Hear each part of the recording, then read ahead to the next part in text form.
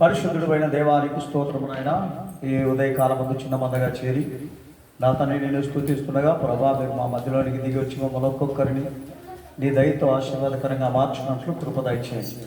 వచ్చిన ప్రతి బిడ్డను ప్రభా మీ యొక్క దయతో ప్రభా ఆదరించి రక్షించినట్లు కృప దయచేయండి. మీ చేతికి అప్పగిస్తున్నాము తండ్రి, యేసునామములో ఉంచున్నాము తండ్రి, ఆమేన్.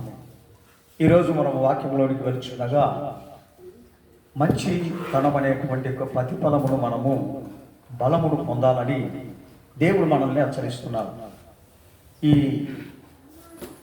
బలము మంచితనం అనేది ఏ రీతిగా ఉంటుందని మనకి హెచ్చరిస్తుండగా ఎఫెసీయులకు రాసిన పత్రిక ఎఫెసీయులకు రాసిన 5వ అధ్యాయము 9వ వచనం మనం చదివి వాక్యంలోనికి వెళ్దాం. ఎఫెసీయులకు రాసిన పత్రిక 9:5-9.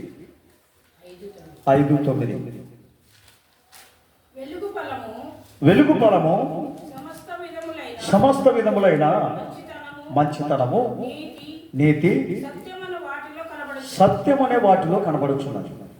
గమనించండి, మంచి ఫలం అనేది ఏమిటి అని చెప్తున్నాడు. వెలుగు అనేది మనలో ఉన్నట్లయితే దేవుని వెలుగు మన యొక్క జీవితాలలో ఏమి కనబడుతుంది అంటాడు. మంచితనము, నీతి, సత్యము, ఈ మూడు మనలో అవి కనబడతాయని చెప్తున్నారు. ఈ వెలుగు సంబంధులు అనేటువంటి యొక్క స్థితికి మనం వచ్చినప్పుడు ఈ వెలుగు సంబంధమైనటువంటి యొక్క గుణగణాలు, ఈ సత్యము, నీతి మనలో కనబడుచున్నప్పుడే మనల్ని అనేక మంది వీళ్ళు మంచివారు అని చెప్పగలుగుతారు. ఈ గుణాలు ఎప్పుడైతే మన దగ్గర కనబడకోకుండా ఉంటాయో మనల్ని మంచివారని ఏ రీతిగా చెప్పగలుగుతారు, వీళ్ళు వెలుగు సంబంధులని ఏ రీతిగా చెప్పగలుగుతారు. అందును బట్టి మనం ఎవరమో అనేది కూడా మనకేం అర్థం కాదండి. అటువంటి స్థితిగతులలో మనము ఈ భూమి మీద ఉంటాం. అందు నిమిత్తమే ఆయన అంటున్నాడు, ఈ భూమి మీద నివసించేటువంటి మనమందరము ప్రతి మనుషుడికి మనం వెలిగించేటువంటి ఒక మనిషిగా మనం కనబడాలని ప్రభు సెలవిస్తున్నారు. హల్లెలూయా. ఈ వెలుగు ఫలములు ఏం చెప్తున్నాను అంటే, మనము ఈ మూడింటిని మనము వెలుగు ఫలముగా మనము ధరించుకోవాలి. ఈ మూడు ఎటువంటి యొక్క మనల్ని రక్షణలోనికి తీసుకుని వస్తుంది. అందుకనే వెలుగు ఫలము నీతి అంటున్నాడు, వెలుగు ఫలము మరి మంచితనం అంటున్నాడు. ఇది ఈ యొక్క వెలుగు అనేది మన యొక్క జీవితాలలో కనబడకోకుండా ఉన్నట్లయితే మనం ఎవరికి కూడా మనం వెలిగించేటువంటి వాళ్ళముగా ఉన్నాం. గమనించండి, అందు నిమిత్తమే ఆయన అంటున్నాడు, ఈ చివరి దినాలలో ఒక మత్తయి సువార్తలో ఒక మాట అంటాడు. 7వ అధ్యాయం 17వ వచనంలో చూస్తే, 17వ వచనం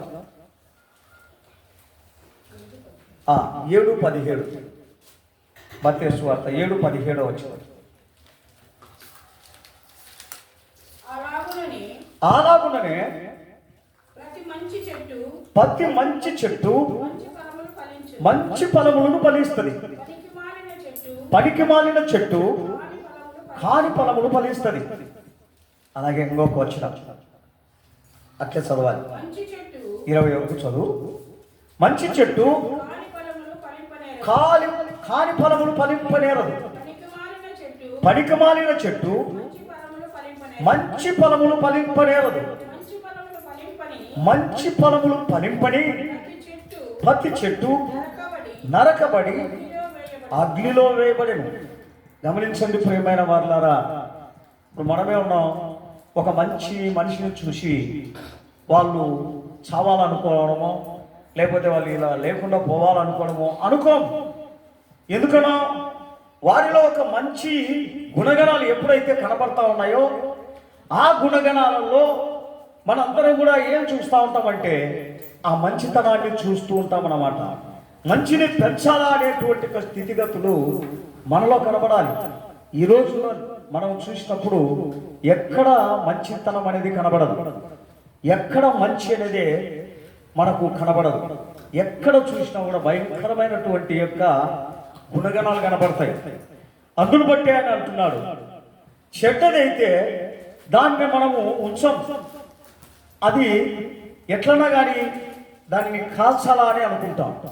అలాగనే ఈ లోకంలో జీవిస్తున్నటువంటి యొక్క మనల్ని కూడా దేవుడు అంటున్నాడు, ఇదిగో నిన్ను సృష్టించినాను, కానీ సృష్టించినటువంటి యొక్క సృష్టికర్తకే నువ్వు విరుద్ధంగా జీవిస్తూ ఉన్నావు, సృష్టికర్తకే వ్యతిరేకంగా జీవిస్తున్నావు. అందుకని ఆ మనిషి అనేది ఎప్పుడైతే పెంచుకోకుండా సృష్టికర్తకే విరుద్ధమైనటువంటి ఒక జీవితం చేస్తున్నటువంటి యొక్క మనుషులను ఈ భూమి మీద సంహరించాలా అని దేవుడు అనుకోలేదు.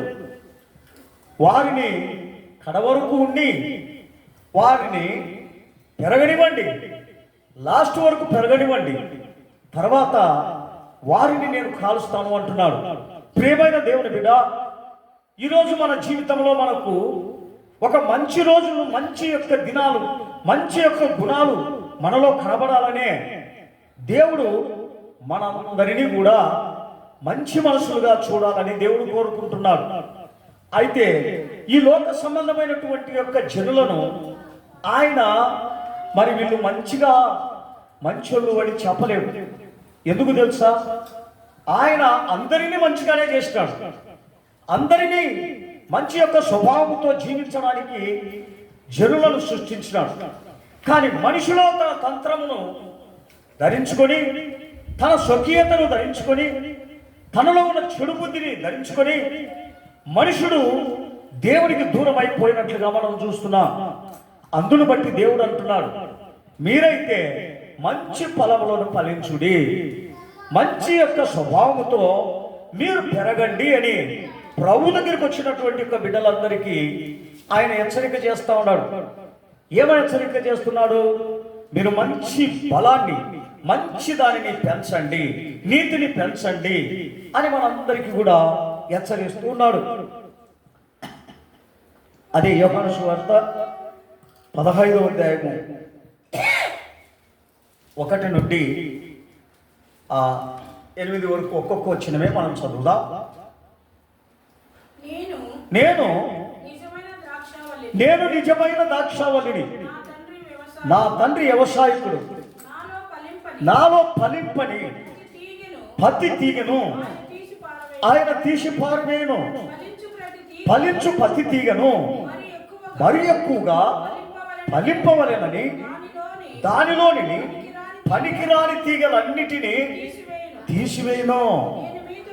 నేను మీతో చెప్పిన మాటను బట్టి మీరు పవిత్రులై ఉన్నారు. నా యందు నిలిచి ఉండుడి, మీ యందు నేనును నిలిచియుందును.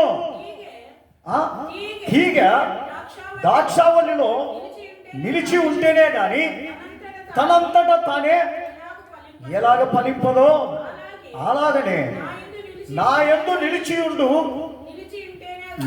ఉంటేనే గాని మీరును ఫలింపరు. ద్రాక్షావల్లిని నేనే, తీగలు మీరు. ఎవడు నా యందు నిలిచి ఉన్నాడో, నేను ఎవని యందు నిలిచి ఉన్నానో వాడు బహుగా ఫలించును. నాకు వేరుగా ఉండి మీరేమి చేయలేరు. గమనించండి ప్రియమైన వాళ్ళారా, మనము వాళ్ళ ఫలము ఏమి? దేవుడులో మనము నిలిచి ఉంటే, దేవుడు మనలో నిలిచి ఉంటే మనము బహుగా ఫలిస్తాము అంటాడు. ఎలాగా బహుగా ఫలిస్తామో గమనించండి ప్రియమైన వాళ్ళారా, మన ఫలం వలన మీరు నిజముగా దేవుని చేత ఆశీర్వదింపబడుతున్నారు. దేవుడే వారికి తోడై ఉన్నాడు. అంటే ఏ రీతిగా దేవుడు వారికి తోడై ఉన్నాడు? వారు చూడండి, ఏ రీతిగా ఏ స్థితిలో వాళ్ళు పరిగెత్తరు, ఏ స్థితిలో వాళ్ళు దేని గురించి ఆలోచన చేయరు. కానీ వాళ్ళకు దేవుడు సహాయపడుతున్నాడు కాబట్టి వారు చల్లగా ఈ భూమి మీద ఆశీర్వాదకరంగా ఉన్నారు. దేవునికి స్తోత్రం. అది ఏదో వ్యాపారం చేసో, లేకపోతే అనేకమైనటువంటి యొక్క లాభము సంపాదన చేసో అది మంచితనం కాదండి, అది మంచి ఫలం కాదండి. ఎవరో చేస్తున్నటువంటి యొక్క దీనికి మరి మనం వ్యాపారం చేసి మనం గొప్ప వాళ్ళమైనప్పుడు అది మంచితనం ఎలాగైతుంది చెప్పండి. అందుకనే దేవుడు అంటున్నాడు, నిన్ను నేను ఆశీర్వదించాలంటే నీతో కూడా నేను ఉండాలా అంటాడు. నీతో కూడా ఉండాలా అని నేను అనుకుంటే మీరు మంచి ఫలములుగా పెరగండి, మంచి యొక్క గుణగణాలు నేర్చుకోండి, మంచి దానినే మీరు చక్కగా పెంచాలా అంటాడు. అయిపోయిందమ్మా 8 వరకు అయిపోయిందా? గమనించండి ప్రియమైన వాళ్ళారా, ఈరోజు మన జీవితంలో మనం దేని కొరకు మనము ఈ భూమి మీద మంచిని పెంచాలి? ప్రభు మనకు చెప్పేటువంటి యొక్క మాటలను బట్టి, ప్రభు మనకు హెచ్చరిస్తే ఉన్నటువంటి యొక్క హెచ్చరికను బట్టి మనం ఈ లోకంలో మంచిని పెంచాలా అంటాడు. మనం ఏమనుకుంటాం? ఈ లోకంలో తినడానికి, తాగడానికి, సుఖించడానికి, ఇల్లు కట్టుకునడానికి, పిల్లలను పుట్టించడానికి దేవుడు మనకు అవకాశం ఇచ్చినాడు. అది చేసి తిందాము, తాగుదాము, సుఖిస్తామని మనం అనుకుంటాం. కానీ అది కాదండి మంచితనం. ఆయన అంటున్నాడు, మరి అటువంటి యొక్క స్థితి లేకోకుండా ఈ భూమి మీద మనుషులు జన్మించినటువంటి మనుషునికి తృప్తి లేదండి. మనుషునికి ఎందుకు తృప్తి లేకపోయింది? గమనించండి, మనుషునికి శాంతి లేకుండా ఎందుకు పోయింది? సమాధానం లేకుండా ఎందుకు పోయింది? అతని జీవితంలో సరైనటువంటి యొక్క మంచి గుణాలు ఎప్పుడైతే లేకుండా పోయినాయో ఇవన్నీ కూడా అతనికి దూరం అయిపోయినట్లుగా మనం చూస్తున్నాం. అవన్నీ దగ్గరికి కావాలంటే మనం మంచి దానిని పెంచాలా అంటాడు. ఆ మంచి దానిని మనం ఎప్పుడైతే పెంచుతూ వస్తూ ఉంటామో ఫలములు మంచిగానే మనకు అనుకూలంగా వస్తూ ఉంటాయి. మంచి దానిని ఫలించకుండా చెడ్డదాన్ని ఫలిస్తే మన ఫలములు చెడ్డగానే వస్తాయి. అందుకని ఆయన అంటాడు, మంచిదానికి చెడ్డది పుట్టదు, చెడ్డదానికి మంచిది పుట్టదు. అందుకనే ఆయన అంటున్నాడు, మంచి చెట్టు మంచి ఫలాలనే ఫలిస్తుంది కానీ చెడ్డ చెట్టు చెడ్డ ఫలములే ఫలిస్తుంది కానీ మంచి చెట్టును ఫలించదు అంటాడు. అందును బట్టి ఈ చివరి దినాలలో మనం ఉన్నటువంటి మన జీవితాలను చక్కపరచాలంటే మనం ఏం చేయాలి? మనము మంచి దానిని ఎతకాలి, మంచిదాని కొరకు పోరాడాలి. అందుకనే రోమీలకు రాసిన పత్రికలో 7వ అధ్యాయం 4వ వచనంలో చెప్తాడు. రోమా 7:4 వచనంలో చెప్తాడు, కావున నా సహోదరులారా మనము దేవుని కొరకు ఫలములు ఫలించినట్లు మృతులలో నుండి లేపబడిన క్రీస్తును వేరొకరిని చేరుటకై మీరును ఆయన శరీరము ద్వారా ధర్మశాస్త్ర విషయమై మృతులైతిరి.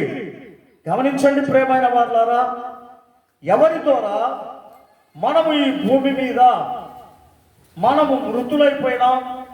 దేనిలో మృతులమైపోయినా?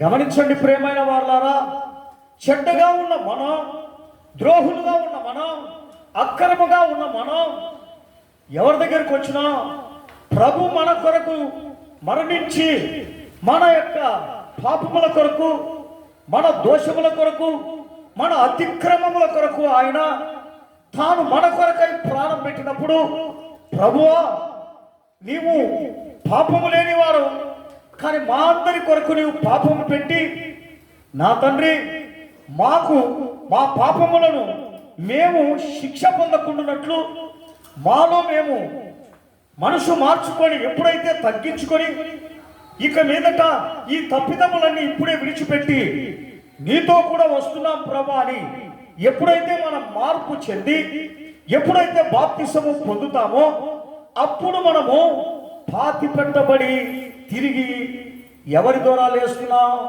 మంచి యొక్క బుద్ధులతో, మంచి స్వభావములతో, మంచి గుణగణాలతో లెగాల అంటాడు. అందును బట్టే ప్రభు మృతి పొందినప్పుడు ఆయన మంచి చేయడానికి మృతి పొందినాడు, ప్రతి మనుషుని రక్షించడానికి మృతి పొందినాడు, ప్రతి మనుషుణ్ణి ఆయన యొక్క రాజ్యములో తీసుకొని పోవడానికి, ఆయన ప్రతి మనుషుణ్ణి యుగ యుగములు జీవించడానికి మంచి పని చేసినాడు. ప్రేమైన దేవుని బిడ్డ, ఈరోజు మనందరం కూడా ఈ భూమి మీద శాశ్వతమని, ఈ భూమే మన యొక్క జీవితమని, ఈ భూమే మనకు ఆశ్రయమని మనము ఈ భూమిలో ఉన్నటువంటి వస్తువులను చూసి భూమిలో ఉన్న సమస్తమును చూచి మనం వాటి మీదనే మనసు ఉంచుతున్నాం. కానీ ఇదిగో పరలోక రాజ్యంలో మనకొక నూతనమైనటువంటి యొక్క జీవితం ఉంది. నూతనమైనటువంటి యొక్క రాజు మనకున్నాడు. ఇదిగో ఈ భూమి మీద ఉన్నటువంటి యొక్క రాజులందరూ కూడా ఒకవేళ న్యాయంగా జరిగిస్తారో అన్యాయంగా జరిగిస్తారేమో, కానీ పరలోకమందు ఉన్నటువంటి యొక్క రాజు ఆయన ఎప్పుడు మంచిదే చేస్తాడు కానీ చెడు చేయడు. మంచి స్వభావాలే కనిపిస్తాడే కానీ చెడు స్వభావాలు కనిపించవు.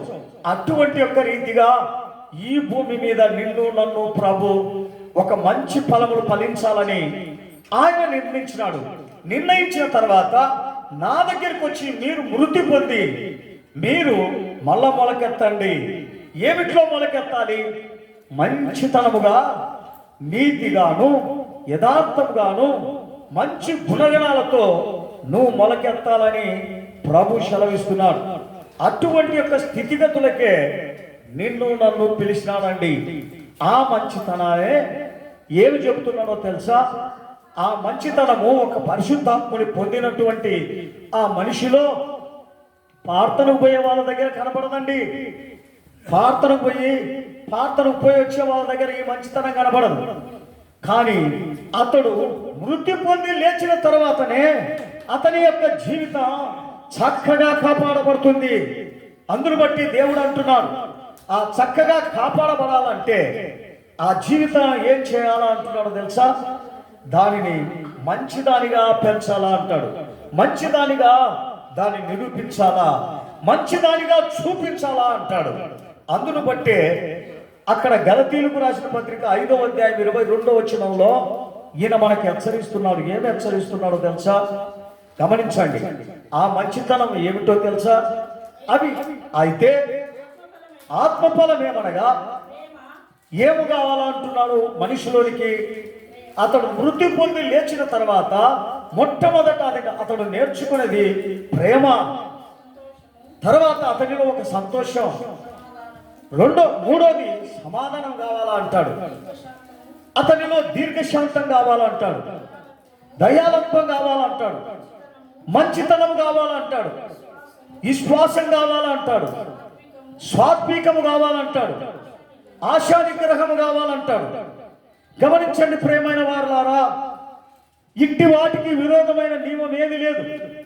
క్రీస్తు యేసు సంబంధులు తన యొక్క ఇచ్చల స్వభావమును, శరీరమును తాని ఇచ్చలతోనూ దురాశలతోనూ అవన్నీ ఏమి రాకుండా ఈ శరీరానికి వాళ్ళు శిలువ వేసినారు. గమనించండి ప్రియమైన వారులారా, వారిని ఎప్పుడు చూసినా మంచితనంగానే చూస్తాం. వారిని ఎప్పుడు చూసినా కూడా న్యాయం కలిగినటువంటి మనిషిగా చూస్తాం. వారిని ఎప్పుడు చూసినా కూడా కక్షలు పగలు లేని వారిగా మనం చూస్తాం.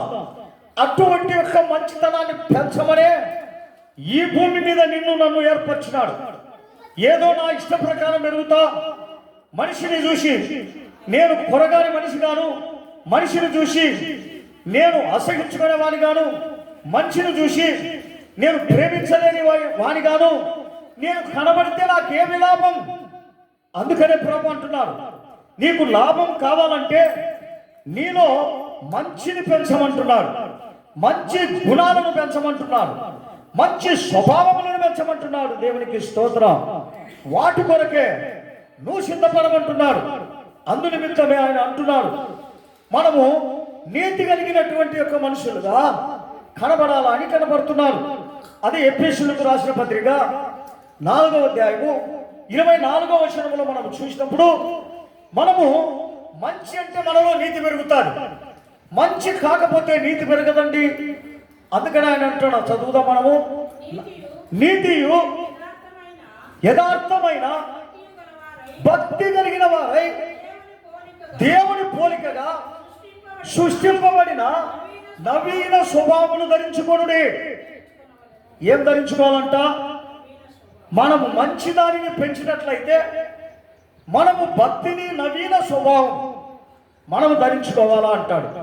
ఇవన్నీ నాకేమొద్దు అంటే ఏ రీతిగా మనము దేవుని పిల్లలుగా మార్చబడతాం? గమనించండి ప్రియమైన వాళ్ళారా, మనం మార్చబడాలంటే మనలో నీతి పెరగాలి. మనలో నిజాయితీ పెరగాలి, మనలో యథార్థత పెరగాలి. అందుకొరకే నిన్ను నన్ను ప్రభు నిర్ణయించినాడు.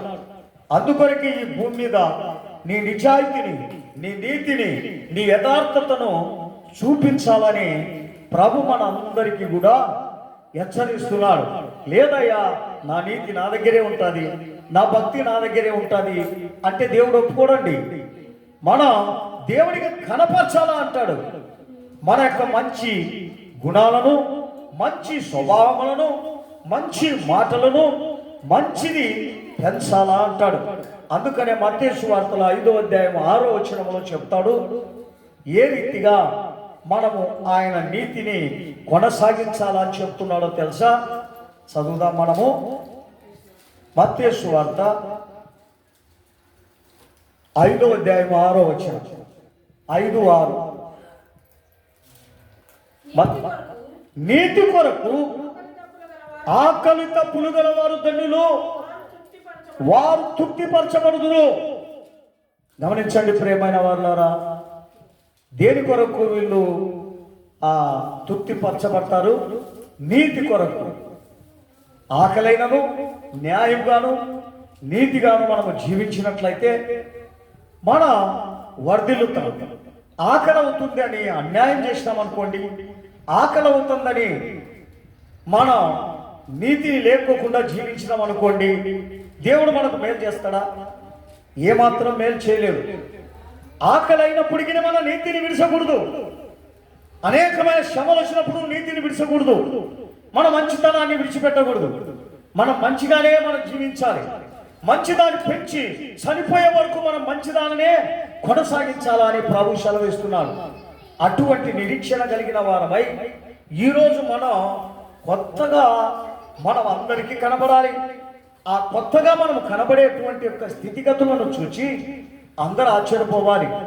ఎందుకు వీళ్ళు ఈ రీతిగా వారికి అప్పుడున్నటువంటి యొక్క గుణగణాలు లేకుండా, అప్పుడున్నటువంటి యొక్క చెడుతనం లేకుండా చక్కగా వాళ్ళు జీవిస్తున్నారే? ఎవరిని బట్టి? అప్పుడు వాళ్ళే తెలుసుకొని మనం చెప్పనక్కర్లేదండి.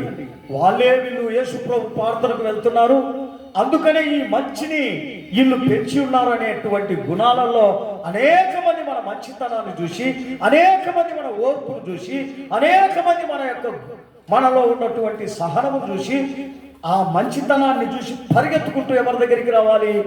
యేసయ్య దగ్గరికి రావాలండి. అటువంటి నిరీక్షణతో నీవు ఈ భూమి మీద భక్తిని చేయాలా అంటాడు. యేసయ్య బిడ్డగా మార్చబడాలా అంటాడు. అవన్నీ నాకు అవసరం లే, నా కుటుంబం కొరకు నేను భక్తిని పెంచుతా, నా కుటుంబం కొరకు నేను సంపాదన చేసుకోవడానికి ఏదైనా చేస్తా, ఏదో ఆదివారం వచ్చి చర్చికి పోతాను, ఏదో భక్తిని చూపిస్తానంటే అది భక్తి కాదు, అది దేవునికి సంబంధమైనది కానే కాదండి. అది మనము గుర్తిరిగి మన జీవితాలలో సరి చేసుకోవాలా అని చెప్తాడు ఆయన. రోమీలకు రాసిన పత్రిక రోమా 6వ అధ్యాయం 17వ వచనం చదువుదాం. 6:17 రోమా 6:17 వచనం. 6:17 మీరు పాపునముకు దాసులై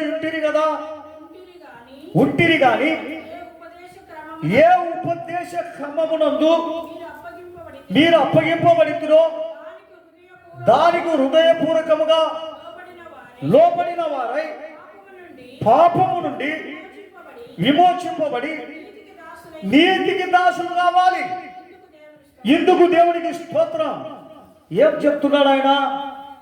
మీరు నీతికి దాసులు కావాలండి, మీరు యథార్థతకు దాసులు కావాలండి, మీరు మంచితనానికి దాసులు కావాలండి. అవన్నీ మాకు అవసరంలా. భూమి మీద పుట్టినాం, బూతు మాటలు వచ్చినప్పుడు బూతు మాటలు మాట్లాడతాం, చెడ్డ మాటలు వచ్చినప్పుడు చెడ్డ మాటలు మాట్లాడతాం, అన్యాయపు మాటలు వచ్చినప్పుడు అన్యాయపు మాటలు మాట్లాడతాం, కోపం వచ్చినప్పుడు కోపించుకుంటాం, మరి ఏదైనా చంపేటప్పుడు చంపుతాం. అది మా యొక్క ఇచ్చినటువంటి యొక్క గుణము. అంటే దేవుడు ఏమంటాడు చెప్పని చూద్దాం? ఆ గుణాన్నే తీసేయమని చెప్తాడు. ఆ గుణమే నీకు లేకుండా చేసుకోమంటాడు. నీలో అటువంటి యొక్క స్వభావం ఎప్పుడైతే తొలగిస్తే అప్పుడు దేవుడు మా 18వ వచనం అది తొలగిస్తే పాపము నుండి విమోచింపబడి నీతికి దాసులైతే ఇందుకు దేవునికి స్తోత్రం. గమనించండి ప్రియమైన వారులారా, మీరు దేనికి దాసులైపోయినారు? నీతికి దాసులైపోయినారు. వీళ్ళెవరు? దేవుని నమ్మిన తర్వాత నీతి తప్ప వీరిలో ఏమి కనపడదండి, వీరిలో ఏ లోపం కనపడదండి, ఏ పాత స్వభావం కనపడదండి, పాత గుణగణాలే కనపడవండి అని అందరూ చెప్పుకునే రీతిగా మన జీవితాన్ని కొనసాగించాలా? హల్లెలూయా! అదే పాత స్వభావమే, అదే పాత గుణాలే, అదే పాత బుద్ధే మనం చూపిస్తూ ఉంటే ఏమైపోతా చెప్పండి చూద్దాం. మనం నీతికి దాసులమైనామా? చెప్పండి చూద్దాం. పాత బుద్ధి ఎటువంటిది చెప్పండి. ఒకరు ఏదైనా ఒక మాట అంటే ఓర్చలేము, ఒకరు ఏదన్నా మనల్ని చిన్న చూపు చూసి మాట్లాడితే ఓర్చుకోలేము. ఇటువంటి యొక్క చెడ్డ గుణాలను ఎప్పుడైతే మన జీవితాలలో కనబడతాయో మన జీవితం ఏమైపోతుంది తెలుసా? పాడైపోతుంది. దేవునికి స్తోత్రం. హల్లెలూయా! అందును బట్టే దేవుడి చివరి దినాలలో దేవుడు మనతో ఏమి హెచ్చరిస్తున్నాడో తెలుసా? మన జీవితం మనం పెంచాలా? దేని ప్రకారం పెంచాలా అంటున్నాడు? మంచితనంగా పెంచాలా అంటాడు. అది కొరగానిదిగాను, అది ఇతరులకు మంచిదిగా కాకుండానట్లుగాను మన యొక్క జీవితాన్ని పెంచకూడదండి. మన జీవితం ఎటు చూసినా ప్రభువుకు ఇష్టకరమైనటువంటిదిగానే పెంచాలా అంటాడు. ప్రభువుకు ప్రీతికరమైనదిగానే, నీతికరమైనదిగానే మన జీవిత కాలం అంతా కూడా ప్రభు యొక్క చిత్తములో మనం అందరము పెరగాలని ప్రభు మనల్ని హెచ్చరిస్తున్నాడండి. అదే 8వ అధ్యాయం 4వ వచనంలో చెప్తాడు. 8:4 వచనంలో మనం చదువుదాం. 8:4 శరీరమును అనుసరించక ఆత్మని అనుసరించి నడుచుకోను మన యందు ధర్మశాస్త్ర సంబంధమైన నీతి విధి నెరవేర్చబడవలెనని పాప పరిహారము నిమిత్తము దేవుడు తన సొంత కుమారుణ్ణి ఏ రీతిగా పంపించాడు? ఆయన పరిశుద్ధుడిగా పంపలేదండి, దేవుడిగా పంపలేదండి. ఆయనను మన యొక్క పాప శరీరంగానే పంపి ఆయన శరీరమును పాపమునకు శిక్ష విధించినాడు. ఆయన పాప శరీరానికి ఎట్లా శిక్ష విధించినాడు చెప్పండి చూద్దాం. ఆయన పాప శరీరంగా తాల్చుకొని వచ్చినప్పటికీ కూడా తన మహిమ శరీరం విడిచిపెట్టి, పరిశుద్ధమైన శరీరం విడిచిపెట్టి మన శరీరము తాల్చుకొని వచ్చి పాపం అందులో ఏలనివ్వకుండా, ద్రోహం అందులో ఏలనివ్వకుండా, అన్యాయం అందులో ఏలనివ్వకుండా అతడు ప్రేమను పంచుతా వచ్చినాడు, దీర్ఘశాంతమును పంచుతా వచ్చినాడు, అనేక మంది మంచి చేస్తూ వచ్చినాడు, అనేక మందిని వారి యొక్క బాధల్లో, వారి యొక్క వ్యాధుల్లో, వారి యొక్క మరణకరమైన స్థితిలో నుండి వాళ్ళను విడిపించుకుంటూ వచ్చినాడు. గమనించండి ప్రియమైన వారులారా, లోకములో ఉన్న వారిని అందరినీ కాదండి, ఆయన కొందరిని మాత్రమే విడిపిస్తూ వచ్చినాడు. ఎందుకో తెలుసా? మంచిని పెంచేటువంటి యొక్క బిడ్డలందరూ కూడా ఇలాగనే మంచిని మీరు పెంచాలని చెప్పేసి ఆయన చూపించడానికి తను తాను ఏం చేసుకున్నాడో తెలుసా? నా పాప శరీరమే చూడండి, మీలాగా ఇదిగో ఒక తల్లి, మీలాంటి యొక్క మనిషి యొక్క తల్లి గర్భంలోనే నేను జన్మించినాను, అందులో ఉన్నటువంటి ఆ కల్మషమును నేను అంటించుకోనకుండా నేను చక్కగా పరిశుద్ధునిగా ఈ భూమి మీదకి వచ్చి మన తర్వాత పెరుగుతూ పెరుగుతూ పెరుగుతూ మంచి వయసులో నేనున్నాను. అయితే ఆయన 33 సంవత్సరముల వరకు అతడు ఆ పాపమును అంతటినీ కూడా అంచివేసినాడండి. ఆ పాపమును అంతటినీ ప్రభు అయితే ఎంత అద్భుతంగా దానిని తొక్కేసినాడంటే అంత అద్భుతంగా మనం కూడా నడుచుకొని పోతా ఉంటే ఈ శరీరంలో ఒక ఆలోచన వస్తుంది. ఏం దురాలోచన వస్తుంది గమనించండి. ఊరికేనే ఆ దురాలోచన ఏం చేస్తుందంటే, ఈ భూమి మీద అందరికంటే నేను పెద్ద కావాలి, అందరికంటే ఉన్నతమైన స్థితికి పోవాలి, ఏం చేస్తే అలాగ అవుతా నేను అని ఒక దురాలోచన ఎప్పుడైతే మన జీవితాల్లోనికి వచ్చదో దానిని అనుసరించి అలాగైతే నేను ఏం చేస్తే పెద్ద అవుతాను అని ఎప్పుడైతే మనం ఆలోచన చేస్తామో అప్పుడే పాపమును ధరించుకున్న వాళ్ళమైతాం. అటువంటి ఆలోచన ప్రభు దగ్గరికి వచ్చినప్పుడు ప్రభు అంటున్నాడు, సాతానా నా యొద్ద నుండి పో అని గద్దిస్తున్నాడంట. అందుకనే నీతో నాతో కూడా ప్రభు చెప్తున్నాడు, నీ శరీరం దగ్గరికి ఇదిగో ఒక పాపం వస్తుంది, అది దురాలోచనతో వస్తుంది. ఆ దురాలోచనతో వచ్చి నీ దగ్గర వచ్చి ఆ దురాలోచన పుట్టించినప్పుడు సాతానా నా యొద్దకు పో అని గద్దిస్తే అది నిన్ను విడిచి వెళ్ళిపోతుంది అంటాడు. దాన్ని గద్దించకపోతే ఆ పాపము నీలో నాలో ఏలుతుంది అంటాడు, మనలోనికి చొరబడుతుంది అంటాడు. అందును బట్టి ఆ పాప శరీరపు యొక్క ఆహారాన్ని ఆయన చంపినట్లుగా మనము కూడా ఈ భూమి మీద ఉన్నంత కాలము మన శరీరంలో వచ్చేటువంటి ఈ యొక్క దుర ఆలోచనలన్నిటినీ చంపి జీవించాలా అంటాడు. ఇంకా ఒక వాక్యం చదివి నేను ముగిస్తాను, చదువుదాం. రోమా 14వ అధ్యాయము 17వ వచనం చదువుదాం. 17-18. రోమా 17-18. దేవుని రాజ్యము భోజనమును పానము కాదు కానీ ఏమంట, నీతియు సమాధానమును పరిశుద్ధాత్మయందు ఆనందమైంది. హల్లెలూయా.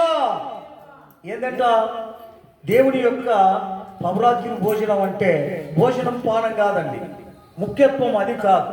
నీతి, న్యాయము, సమాధానం ఇది మనకు కావాల్సింది. అందుకనే ఆయన అంటున్నాడు, ఒకసారి మెడ్రాస్లో ఆస్ట్రేలియాలో ఒక వింత జరిగింది. ఆ వింత ఏమిటో తెలుసా? ఆస్ట్రేలియాలో 2 భార్యాభర్తలు ఉన్నారు. వారికి ఒక రోజు పౌరాత్రి భోజనపు రోజు వచ్చింది. వస్తే ఆయన అల్లుడు, ఈమె చూస్తే మరి క్రైస్తవురాలు, దేవుడి నమ్మితే అయ్యా నువ్వు ప్రార్థన పోవద్దు, మనం హిందువులుగా ఉండాలి కానీ ఆ యేసుప్రభువు నమ్మకూడదు అన్నాడు.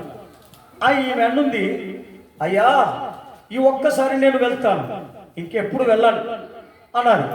ఏమి ఒక్కసారి ప్రత్యేకత ఏదో ఉంది అన్నాడు. ఏమి లేదయ్యా, ఆ పౌరాత్రి భోజనం అని వాళ్ళు ఇస్తారు, ఆ పౌరాత్రి భోజనానికి నేను వెళ్ళాలి అని చెప్పింది. అంటే ఏమో ఆ పౌరాత్రి భోజనం అంటే ఆయన శరీరము ఆయన రక్తము అని. అలాగా ఆయన రక్తము ఆయన శరీరమా, అదెట్లా మీరు తింటారు? అదే ప్రతి దినము మేము తినే పరిశుద్ధులుగా మారడానికి మాకు ఈ రీతిగా నిర్ణయించినారు. అవునా, సరే అయితే నిన్ను పంపాలంటే నువ్వు ఆ శరీరాన్ని నాకు తెచ్చి ఇవ్వాలి, నేను చూడాలి అది నిజంగా. వీళ్ళేమి ఇస్తారండి? బ్రెడ్ ఇస్తారు. అప్పుడు ఈమె చేసింది, అందరికీ పౌరాత్రి భోజనం ఇస్తున్నారు. కూర్చున్నది ఈమె కూడా, మరి మా భర్తకు చూపెట్టాలనే ఈ బెడ్ కొరకు పోయినావా అని అంటాడు కదా, తిడతాడు కదా. భయంతో ఏడుస్తూ తినకుండా ఆ బెడ్ను అట్లే చేతిలో పట్టుకొని పౌరాత్రి సంస్కారం అయిపోయిన తర్వాత తన భర్తకు చూపెట్టాలి కదా. ఆమె వెళ్ళిపోతా ఉంది, భయపడతా ఉంది. ఈ బెడ్ కొరకు ఈరోజు నా మాట వినకుండా పోయినావా అని చెప్పి తిడతాడేమో, కొడతాడేమో, ఏం చేస్తాడో, ఇంకెప్పుడు ప్రార్థన పంపించడేమో అని చెప్పి ఆమె ఏడ్చుకుంటూ దాన్ని చూడకుండా అలాగే పట్టుకుంది, గట్టిగా పట్టుకొని ఇంటికి పోయింది. ఇంటికి పోతే ఈయన రెడీగా చూస్తా ఉన్నాడు, ఎక్కడ పోకుండా అక్కడ. నీ శరీరం యేసు శరీరం అన్నావు, ఆ శరీరం ఏదో చూడాలి నేను రా అన్నాడు. అంటే వణుకుతూ పోయింది. ఆమె చూడలేదని ఈ బెడ్ ముక్కను చూపించడం తటికిన కొడతాడు అనుకుంది. కానీ అప్పుడు ఆమె ఈ చెయ్యి తీసి ఇట్లా తెరిస్తే అది పుల్లు రక్తంగా ఉంది. ఆమెకే తెలియదు, ఏంటిరా నేను తీసుకునేది బెడ్ ముక్క, కానీ ఇదేంటి ఇలాగ మారిపోయింది. అప్పుడు ఆ మనిషి చూసినాడు, ఏంటిది, ఏంది ఈడ ముక్క ఉంది, దీన్ని నేనేం చేయాలి, ల్యాబ్లో తీసుకొని పోయి చెక్ చేయాలి, ఇది ఏంది ఇట్లాంటిది తింటున్నారా మీరు అని చెప్పి ల్యాబ్లో పోయి చెక్ చేస్తే, గమనించండి ప్రియమైన వాళ్ళారా, 30 నుండి 35 ఏళ్ల యొక్క మనిషిది ఈ శరీరము, ఈ యొక్క శరీరము ముక్క అని తేలింది ల్యాబ్లో. హల్లెలూయా.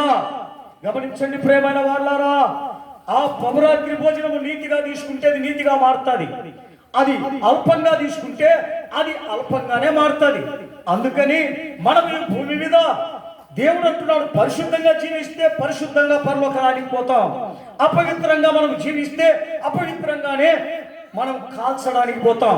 అందును బట్టే దేవుడు అంటున్నాడు, ఈ దినాన మీరు ఏది నిశ్చయించుకుంటారో అదే మీకు జరుగుతుంది అని ప్రభు సెలవిస్తున్నాడు. అది గుర్తెరిగి మన జీవితాలను చక్కపరచుకోవడానికే దేవుడు మనల్ని అందరినీ పిలిచినాడు. దేవునికి స్తోత్రము కలుగునుగాక. ఈ వాక్యము దేవుడు దీవించి మనల్ని కూడా ప్రభు వలె నీతిని, మంచితనాన్ని పెంచడానికి నిన్ను నన్ను పిలిచినాడు. దేవునికి స్తోత్రం. మరి ఇంతవరకు మనతో హెచ్చరించిన కృపను బట్టి దేవునికి స్తోత్రం చేస్తాం. Praise Lord, praise Lord, praise Lord, praise Lord. చిన్న ప్రార్థన చేసుకుందాం. పరిశుద్ధులైన దేవానికి స్తోత్రములు తండ్రి.